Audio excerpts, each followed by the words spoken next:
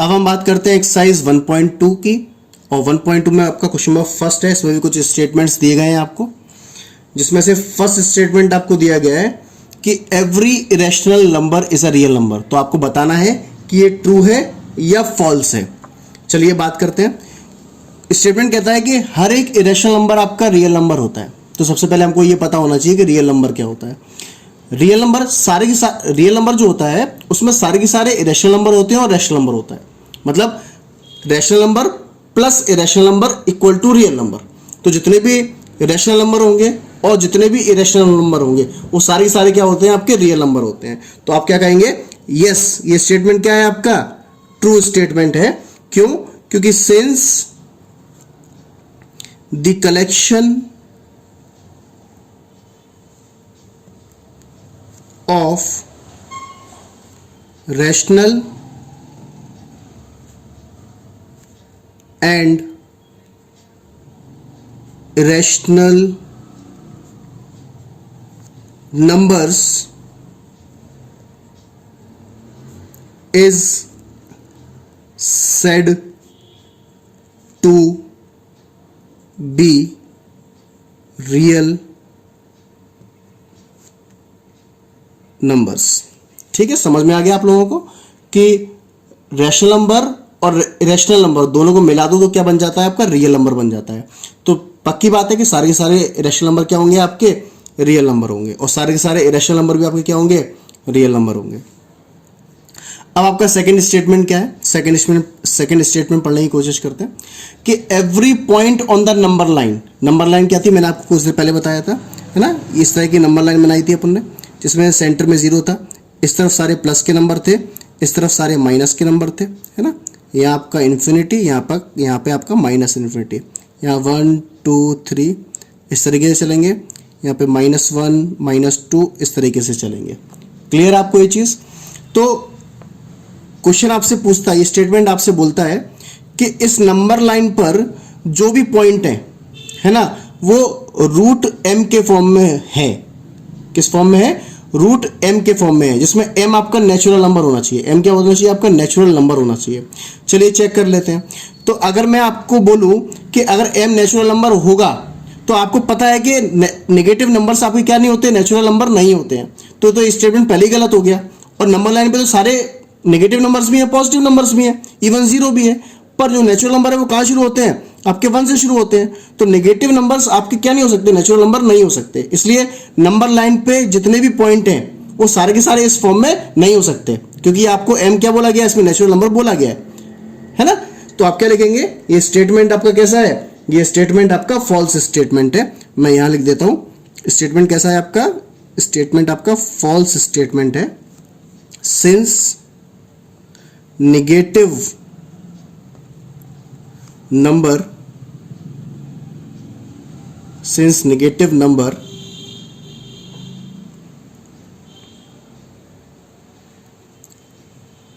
cannot be square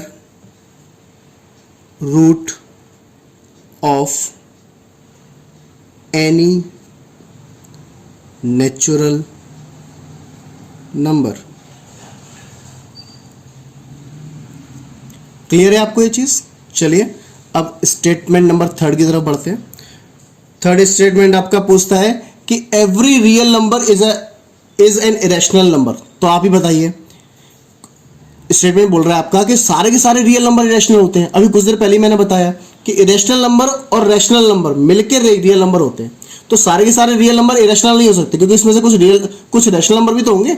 तो ये statement भी कैसा है आपका, ये स्टेटमेंट भी आपका फॉल्स स्टेटमेंट है। तो कैसे लिखेंगे आपका, इसको लिखेंगे आप फॉल्स। क्यों लिखेंगे फॉल्स? क्योंकि रियल नंबर में रैशनल भी आता है और इरेशनल भी आता है। खाली इरेशनल नंबर आपका रियल नंबर नहीं होते, सारे के सारे, मतलब सारे के सारे रियल नंबर इरेशनल नंबर नहीं होते, क्योंकि इसमें रैशनल नंबर भी काउंट होते हैं। तो स्टेटमेंट आपका कैसा है, ये फॉल्स स्टेटमेंट है। Since real numbers are the collection of rational and rational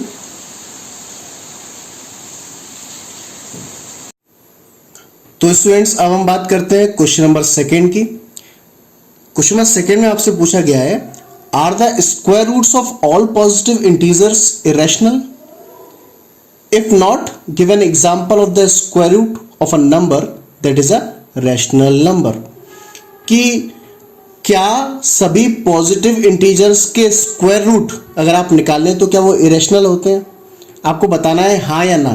अगर नहीं होते हैं तो फिर एग्जांपल देना है। तो चलो हम चेक कर लेते हैं। पहले तो हम बात करते हैं पॉजिटिव इंटीजर्स क्या होते हैं। मैं आपको पहले ही बता चुका हूं। देखो 1 2 3 4 5 6 7 8, जो जैसे ये आपकी नंबर लाइन होती है ना, मैं आपको कई बार बता चुका हूं। जैसे आपकी नंबर लाइन होती है, नंबर लाइन के सेंटर पर 0 होता है और इस तरफ सारे प्लस के नंबर होते हैं और इस तरफ सारे माइनस वाले नंबर होते हैं, है ना, पता है ना आपको। तो ये जो नंबर्स हैं प्लस वाले, है ना, ये क्या हो जाएंगे आपके, इनको पॉजिटिव इंटीजर कहते हैं। इनको क्या कहते हैं, इन नंबर्स को क्या कहते हैं, पॉजिटिव इंटीजर्स कहते हैं, है ना। और इस तरफ जो नंबर होते हैं उनको नेगेटिव इंटीजर्स कहते हैं। तो वो पूछ रहा है कि अगर मैं इनका स्क्वायर रूट निकालूं तो क्या ये एक इरेशनल नंबर आएंगे? चलिए निकाल के देखते हैं। देखिए रूट 1 का अगर आप स्क्वायर रूट निकालोगे तो 1 का स्क्वायर रूट 1 होता है ना। तो क्या 1 एक इरेशनल नंबर है? नहीं, 1 एक क्या है, रैशनल नंबर है। देखो कि 1/1 आप लिख सकते हो, है ना। इसको आप P/Q के फॉर्म में लिख सकते हो। और इरेशनल नंबर क्या होता है, जिसको आप P/Q के फॉर्म में नहीं लिख सकते हो। तो इसका मतलब जो स्टेटमेंट आपको बोला गया है वो स्टेटमेंट कैसा है, आपका गलत स्टेटमेंट है।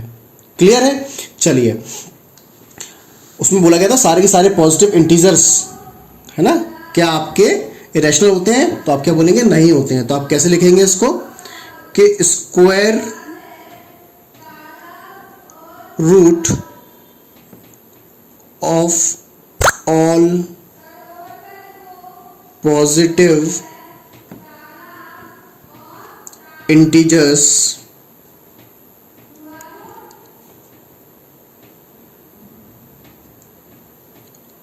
आर not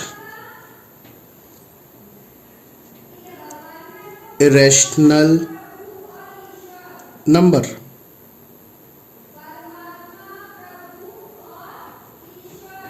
ठीक है। फिर उसने पूछा था कि अगर नहीं है, क्वेश्चन में बोला था ना, क्वेश्चन में आपको बोला गया है कि अगर नहीं है तो एग्जाम्पल दीजिए। तो हमने एग्जाम्पल, देखो 1 का भी एग्जाम्पल दिया, हमें आगे आपको एक और एग्जाम्पल दे देता हूं एग्जाम्पल के तौर पे। एग्जाम्पल में आप दे सकते हैं सिंस, अगर आप √16 करेंगे तो 16 का अंडर रूट कितना होता है, 16 का अंडर रूट कितना होता है आपका 4 होता है ना। तो 4 क्या है, 4 आपका रैशनल नंबर है क्योंकि आप 4/1 लिख सकते हो। तो विच इज रैशनल नंबर, है ना। तो इसका मतलब क्या है, hence the given statement is wrong। Clear है, समझ में आया आप लोगों को, है ना। चलिए अब बढ़ते हैं क्वेश्चन नंबर 3 की तरफ। अब बात करते हैं हम क्वेश्चन नंबर 3 की। क्वेश्चन नंबर 3 में आपको बोला गया है, show how √5 can be represented on the number line. √5 को आप नंबर लाइन पर किस तरीके से रिप्रेजेंट कर सकते हैं। इसके लिए सबसे पहले आपको पाइथागोरस थ्योरम पता होना चाहिए। पाइथागोरस थ्योरम पता होना चाहिए। पाइथागोरस थ्योरम, हिंदी में इसको पाइथागोरस प्रमेय कहते हैं। पाइथागोरस थ्योरम क्या बोलती है कि अगर आपके पास कोई राइट एंगल ट्रायंगल है, अगर आपके पास कोई राइट एंगल ट्रायंगल है, राइट एंगल ट्रायंगल मतलब जिसमें एक एंगल हमारा कितने का होता है, 90 डिग्री का होता है, उसको हम क्या बोलते हैं, राइट एंगल ट्रायंगल बोलते हैं। राइट एंगल ट्रायंगल में इसको हम बेस बोलते हैं, इसको हम हाइपोटेनियस बोलते हैं और इसको हम परपेंडिकुलर बोलते हैं। इसको ए नाम दे दो, इसको बी नाम दे दो और इसको सी नाम दे दो, है ना। तो ये आपका बेस हो गया, ये आपका हाइपोटेनियस हो गया और ये आपका परपेंडिकुलर हो गया। तो पाइथागोरस थ्योरम बोलती है कि एक राइट एंगल ट्रायंगल के अंदर जो हाइपोटेनियस का स्क्वायर होगा वो आपके परपेंडिकुलर के स्क्वायर और प्लस बेस के स्क्वायर के बराबर होगा। ये आपकी पाइथागोरस थ्योरम बोलती है। तो अब किस तरीके से हम रूट 5 को रिप्रेजेंट करेंगे, तो पहले हम रूट 5 के बारे में देख लेते हैं कि रूट 5 कैसे आएगा। तो देखिए, अगर आप इसमें हाइपोटेनियस की बात करें तो हाइपोटेनियस आपका h का स्क्वायर को आप h के स्क्वायर के छोड़ दें। जहां परपेंडिकुलर का स्क्वायर लिखा हुआ है, तो चाहे यहाँ रूट 5 होता या रूट 3 होता या कोई भी वैल्यू होती है, यहाँ पे आप हमेशा परपेंडिकुलर 1 मानेंगे। हमेशा परपेंडिकुलर क्या मानेंगे? 1 का स्क्वायर मानेंगे। क्लियर है आपको? जैसे p की वैल्यू क्या मानेंगे आप? 1 मानेंगे, है ना। और जो बेस है, तो आपको बेस इस हिसाब से चूज करना है कि जब आप इसका स्क्वायर करें और जब आप इससे प्लस करें तो आपका 5 आना चाहिए। तो देखो, अगर मैं यहाँ 2 का स्क्वायर कर देता हूं तो 2 2 कितना हो जाएगा? 4 प्लस 1 कितना हो जाएगा? 5 हो जाएगा, है ना। तो मैं अगर h यहाँ से स्क्वायर हटाऊंगा तो सामने क्या लग जाता है? अंडर रूट लग जाता है। अगर स्क्वायर होता है तो सामने अगर स्क्वायर हटाना है आपको, तो यहाँ से स्क्वायर हटेगा, सामने क्या लग जाएगा? अंडर रूट लग जाएगा। अंडर रूट लगेगा तो ये 1 का स्क्वायर हो गया और ये 2 का स्क्वायर हो गया। क्लियर है? अब देखो, 1 का स्क्वायर मतलब क्या होता है? 1 का स्क्वायर मतलब, अगर 1 का स्क्वायर क्या कैसे लिखते हैं? 1 इंटू 1, तो क्या आएगा? 1 1 जब 1 होता है तो ये तो 1 आ गया आपका, है ना। और 2 का स्क्वायर मतलब 2 इंटू 2, तो कितना होता है? 4 होता है। तो क्या लिखेंगे आप? इसको 4 लिखेंगे। तो फाइनली आपका क्या आ गया? रूट 5 आ गया। कैसे आया? जिसमें परपेंडिकुलर आपका 1 होना चाहिए और बेस आपका 2 होना चाहिए। मैं इस चीज को आपको दोबारा समझा देता हूं कि मैंने यहाँ 1 क्यों लिया। बेटा, आपको कोई सा भी नंबर अगर रिप्रेजेंट करने को यहाँ दिया जाता, बेस परपेंडिकुलर हमेशा 1 होता है। ठीक है, इस बात को आप ध्यान रखेंगे। परपेंडिकुलर की वैल्यू आपको हमेशा 1 लेनी है यहाँ पे, और बेस की वैल्यू आप उस हिसाब से लेंगे कि जो आपका कितना आ जाए? 5 आ जाए। जो भी आपको वैल्यू रिप्रेजेंट करनी है वो वाली वैल्यू आ जाए। मुझे यहाँ पे 5 चाहिए थी तो मैंने 2 ले लिया, तो 2 2 कितना होता है? 4 होता है। 4 प्लस 1 5 होता है। क्लियर है? समझ में आ गया? अब देखिए, अब नेक्स्ट स्टेप क्या है? अब नेक्स्ट स्टेप आप क्या करेंगे? चूंकि आपको इसको नंबर लाइन पर रिप्रेजेंट करना है, तो पहले आपको इसके लिए नंबर लाइन बनानी पड़ेगी, है ना। तो आप उसके लिए स्केल ले लें। स्केल लेंगे, फिर आप इस तरीके से लाइन खींच लें, है ना।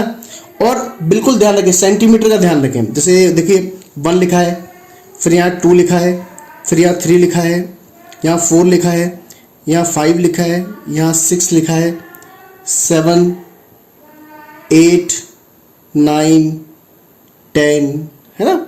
इस तरीके से लिखा हुआ है। अब आप किसी भी वैल्यू को, जैसे अगर मान लो अगर आप 0 इधर लेते हो तो 0 के इस तरफ वाले नेगेटिव होते हैं, इस तरफ वाले पॉजिटिव होते हैं। तो 0 के बाद कितना हो जाएगा? ये 1 हो जाएगा, ये 2 हो जाएगा, ये 3 हो जाएगा, ये 4 हो जाएगा, ये 5 हो जाएगा, ये 6 हो जाएगा। क्लियर है कि नहीं? आपको समझ में आ रहा है ना। चूंकि नेगेटिव नंबर क्यों नहीं लिख रहा हूँ? क्योंकि मुझे यहाँ पे नेगेटिव नंबर की आवश्यकता है नहीं, क्योंकि मेरा 1 भी पॉजिटिव और 2 भी पॉजिटिव है। अब देखिए अगला स्टेप क्या होगा, है ना। सबसे पहले आपका बेस बनाना है। आपको क्या बनाना है? बेस, BC बेस बनाना है।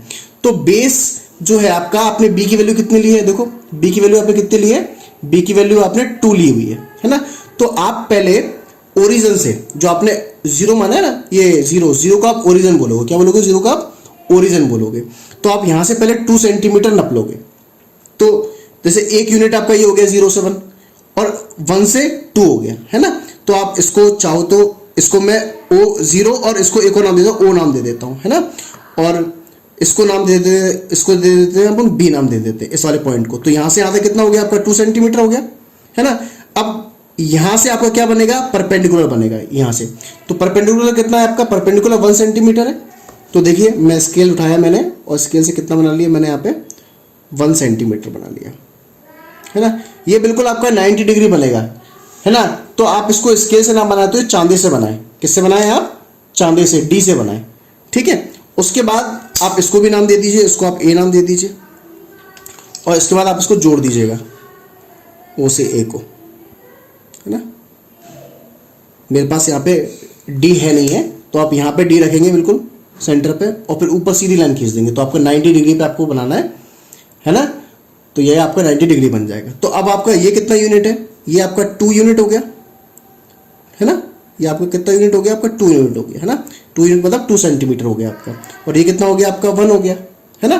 तो देखिए, चूंकि हमने हमारा इसमें परपेंडिकुलर कितना था? परपेंडिकुलर 1 था और बेस 2 था। ठीक है, अब अगला स्टेप क्या करेंगे, अगला स्टेप में आप लेंगे अपना प्रकार। मेरे पास प्रकार नहीं है यहाँ पे, तो प्रकार कैसा होता है, एक तरफ उसमें पेंसिल लगती है, एक तरफ आपका इस तरीके से नुकीला वाला हिस्सा होता है। तो मैं मान के चलता हूँ कि ये जो टेढ़ा किया हुआ है मैंने, ये पेंसिल है मेरी और ये मेरा दूसरा वाला हिस्सा है। तो जो आपका दूसरा वाला हिस्सा है इसमें पेंसिल नहीं है, उसको आप ऐसे रखेंगे, और ये टेढ़ा वाला हिस्सा पेंसिल वाला है, और पेंसिल वाला हिस्सा आप ए पे रखेंगे। फिर आप इसको रखते हुए ऐसे इसको घुमा देंगे इस तरीके से। इस तरीके से घुमाने के बाद में जिस पॉइंट पर ये काटेगा, मेरा इस पॉइंट पे काट रहा है, किस पॉइंट पे काट रहा है, इस पॉइंट पे काट रहा है ना, तो उसको आप एक अलग नाम दे देंगे। देखो ओ दे चुके, बी दे चुके, ए दे चुके, इसको दे दो आप सी नाम दे दो, है ना। तो आपका इस तरीके से यहाँ पे एक आर्क बन जाएगा, है ना, इस तरीके से आपका आर्क बन जाएगा पेंसिल से, और ये कट जाएगा आपका, है ना।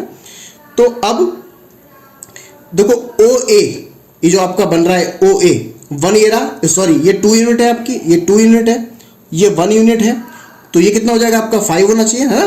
ये था ना, हाइपोटेनस आपकी कितनी निकली थी, 5 निकली थी। ये परपेंडिकुलर, ये बेस, अगर 2 बेस है और 1 परपेंडिकुलर है तो हाइपोटेनस कितना होगा, 5 होगा, है कि नहीं।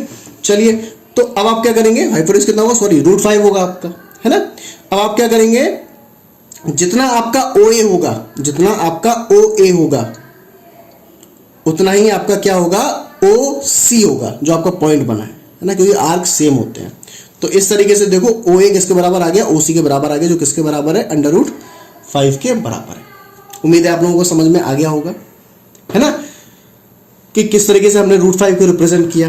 तो ओ बी क्या रिप्रेजेंट कर रहा है आपका, ओ बी नहीं, ओ सी आपका क्या रिप्रेजेंट कर रहा है, ओ सी आपका √5 को रिप्रेजेंट कर रहा है। तो आप इस तरीके से किसी भी नंबर को रिप्रेजेंट कर सकते हैं।